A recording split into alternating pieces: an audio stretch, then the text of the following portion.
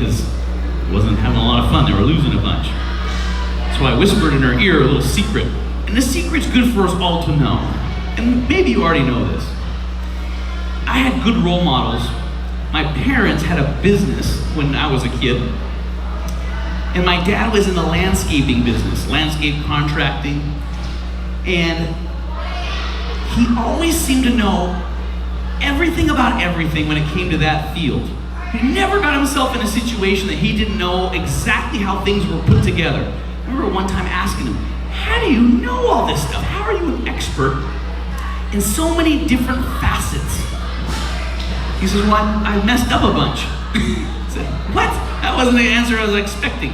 He says, yeah, I used to, somebody say, hey, can you do this? And I didn't know how. I'd say, yeah, I can do it. And I'd mess it up, and I'd tear it out, and I'd do it again.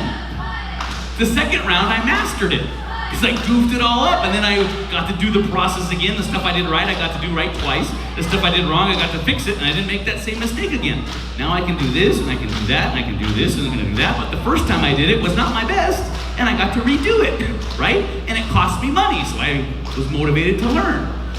So I had parents who were okay with trying something and kind of getting some, blood on your lip because you got a bloody nose. It didn't work out so good. Well, no big deal, do it again. Second time's better.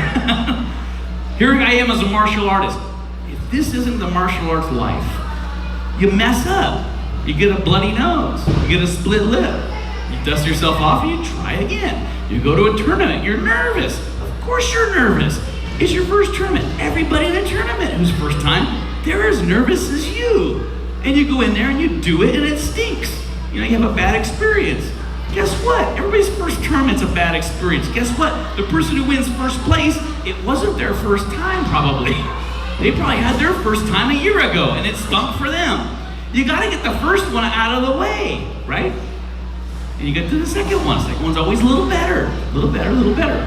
So the thing that makes black belts, future black belts, upcoming black belts, is you've been flipped, tripped, punched in the nose, armbarred more than anybody else in the dojo. Most of us don't think of it that way, but that's the reality. You've had a lot of experiences, and some of them are great, some of them are learning experiences. But the person who has this bad experience and then folds over and quits, they don't get any benefit from the investment that didn't go well. The people who get the benefit are the people who get knocked down and then they get back up, dust themselves off, and then they try again. And then they get knocked over, but they are a little bit better at it the second time. And they just keep getting back up time and time again. They come to lots of classes, they get knocked down a bunch until one day, they're the last one standing at the dojo that's been knocked down more than anybody, and they know how to do the knockdown. That's the journey, right? So that's the secret. I told this little 4, 5, 6-year-old, and maybe she caught some of it, maybe she didn't, but isn't that the truth? You want to be a black belt, you just got to go through this experience. Some people call it the grind. It's a little bit of a grind. Not every day is your best. You just keep at it. You just keep at it. And then all of a sudden, one day you look up, you're like, holy smokes, I'm 1 of 6 black belts. Right? And then you can handle all kinds of situations. You've just been doing it longer than anybody else. All right, let's talk about trapping. Do you guys all remember Wing Chun Punch? We're gonna partner up with somebody. We're gonna go right down the pipe. Wing Chun Punch, high as your head, low as your hips, into a clinch, and then we're just gonna hold the clinch and make sure we got all the checkoffs. Can I borrow you? Quick review on checkoffs. Hand over hand, not interlocking fingers. Elbows pinched together. His head is below my head and we're touching. Okay? That's the upper body checkoff. Lower body, wide stance, bottom back, heavy on his head.